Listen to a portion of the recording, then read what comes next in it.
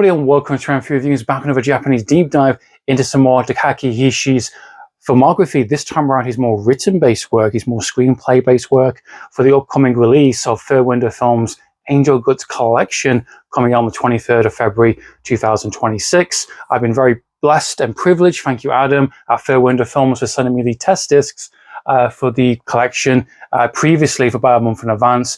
Depending on when I drop this video, this will be either alongside my current review series with the initial box set, or I will do it initially after, depending on the right kind of time placement. I definitely want to get these reviews out there and discuss and dive into these films with you guys alongside. And I gotta say, it's very interesting to go backwards to his kind of filmography and his kind of written-based material, being the fact he started as a manga artist, as mentioned before, and him doing very kind of controversial, very adult-themed, explicit type of manga. Given the opportunity to do kind of screenplays and having other people kind of adapt his work through basically cinema, through kind of pink genre films. Very similar to my previous test reviews when we're doing the feature film first and talking about the special features in the second part of this video. So without further ado, let's dive into Angel Guts Red Class Freeze.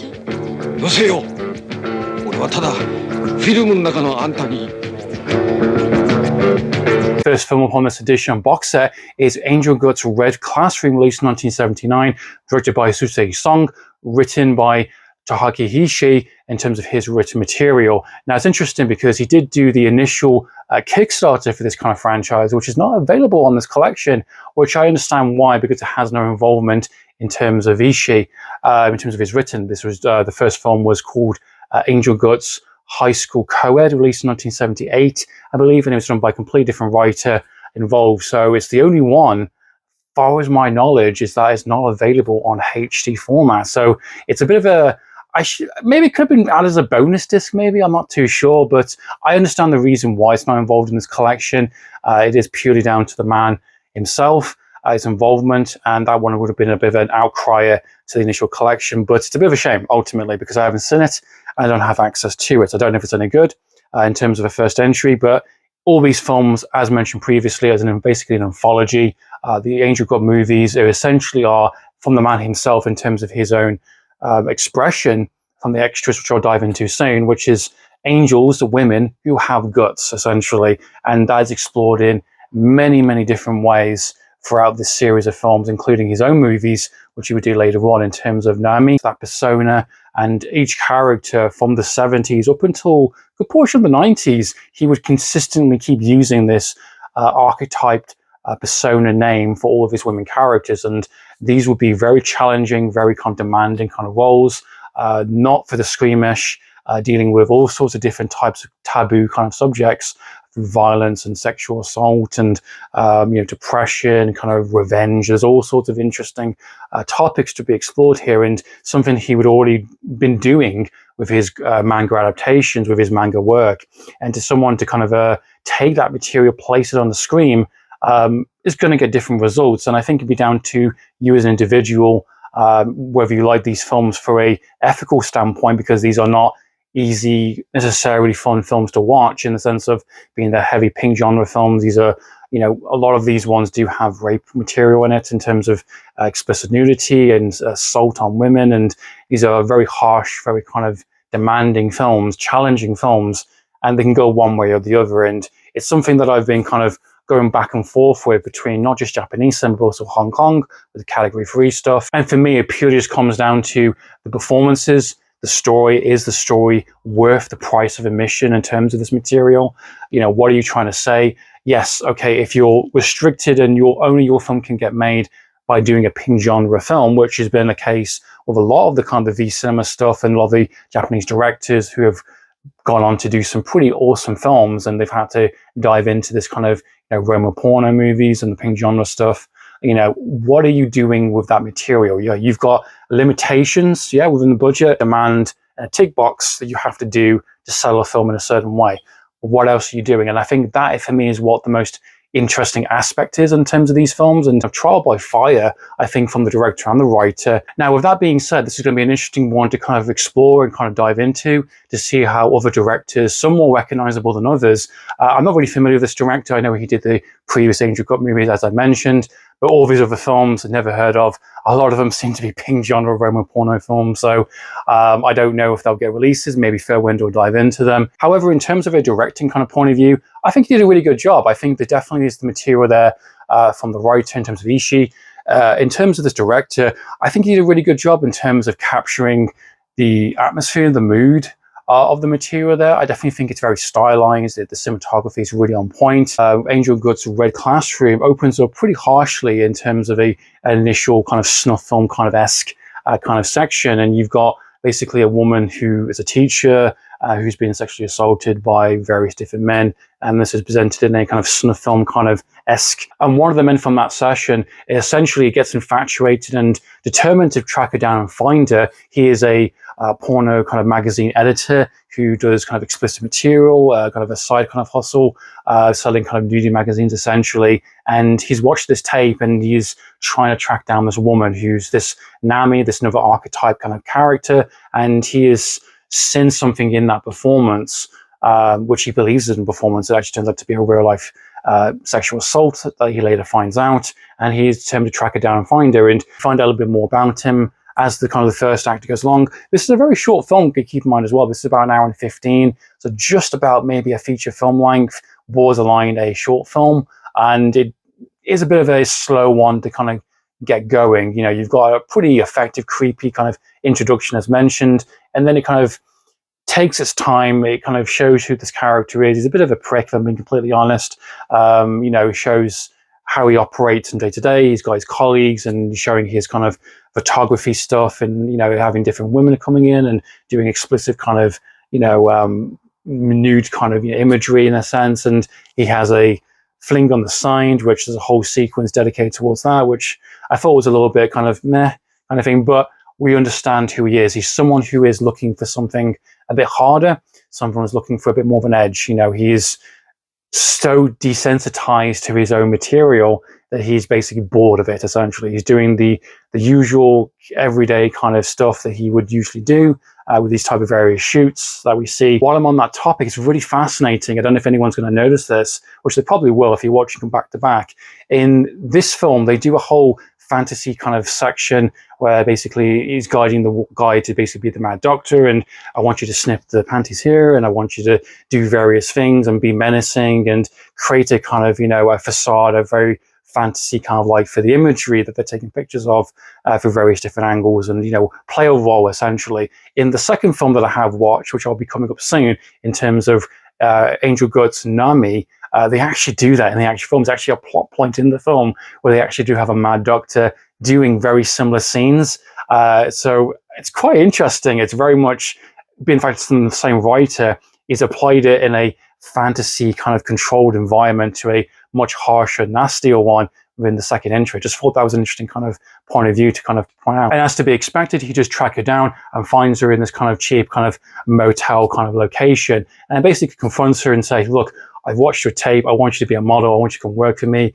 Your performance was fantastic. And obviously the realization comes in. And then from that point, from the second act going into the third act, it gets quite dark and quite heavy very fast. And we understand a lot more about this Nami's character in terms of, damn, she is completely lost her mind. And I think one of the most interesting things about this performance this time around, and her kind of attitude, her kind of, you know, stealing the kind of the scene, and I think one of the most impressive sequences in the film, which I think is very raw. It's very hard to watch. It goes on for quite some time. It's uncomfortable. You could say it's unnecessary or a bit fillerish, or it's just over explicit for the sake of it.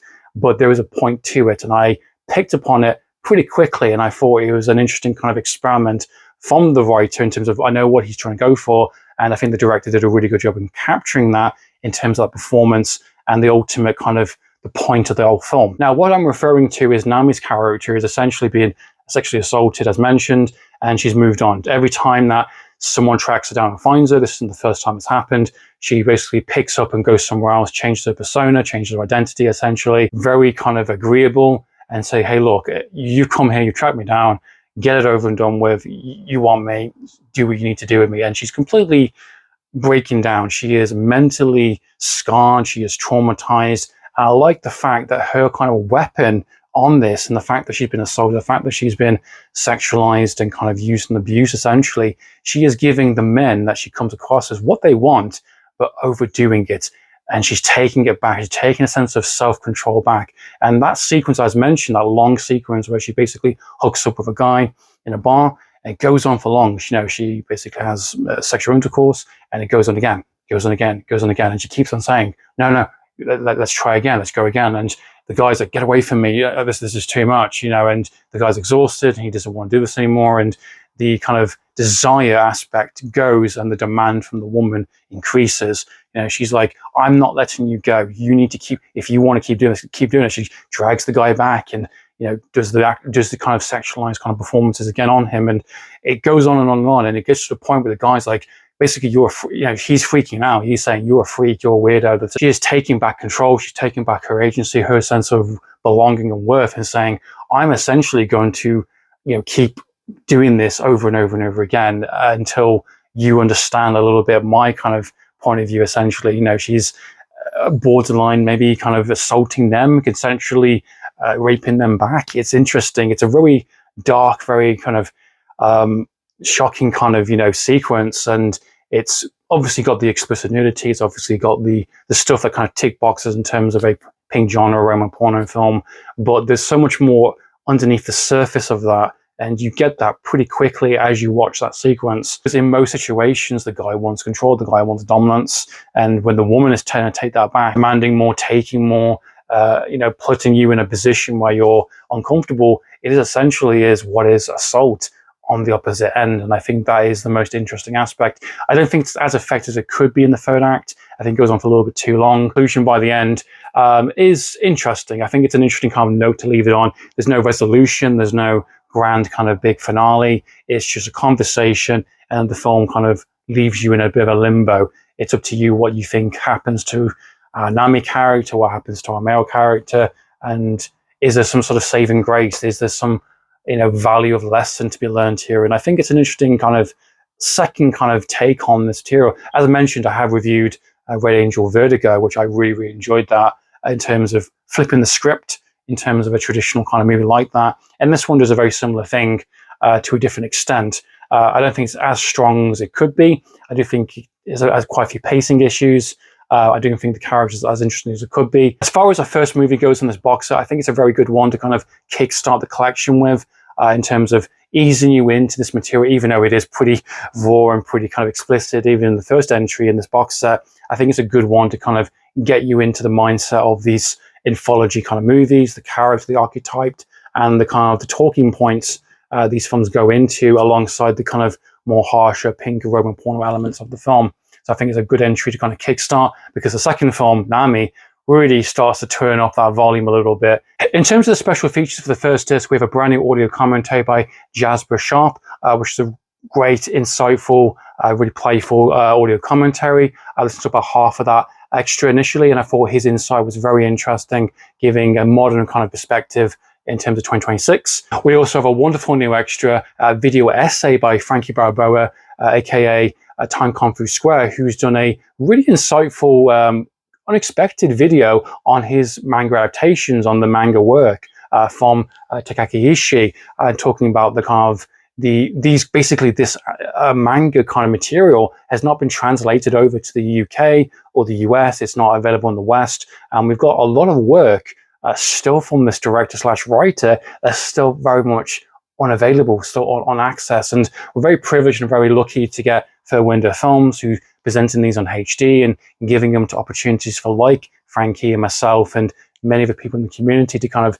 experience these films for the first time in high definition on a very easy, accessible format. And it's interesting to see his manga adaptations are not available. They're just not, you can't get access to them unless you're buying them at a really, really high price and doing the Google translation.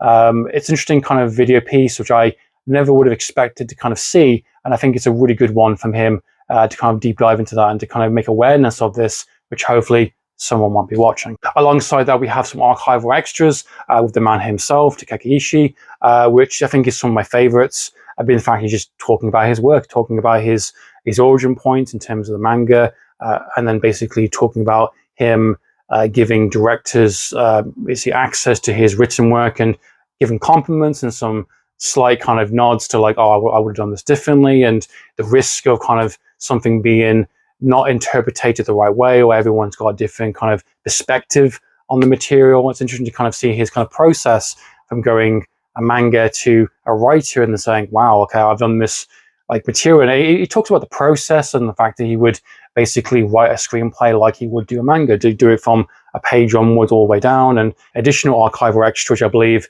on this one, which talks about the series in general, the whole films. And so yeah, all in all, a very good set of extras, a very appropriate first entry point into this collection. It's been my thoughts and impressions on Angel Guts Red Classroom. What are your thoughts and impressions, guys? Please comment down below. So in the meantime, guys, I'm for reviews. Signing out.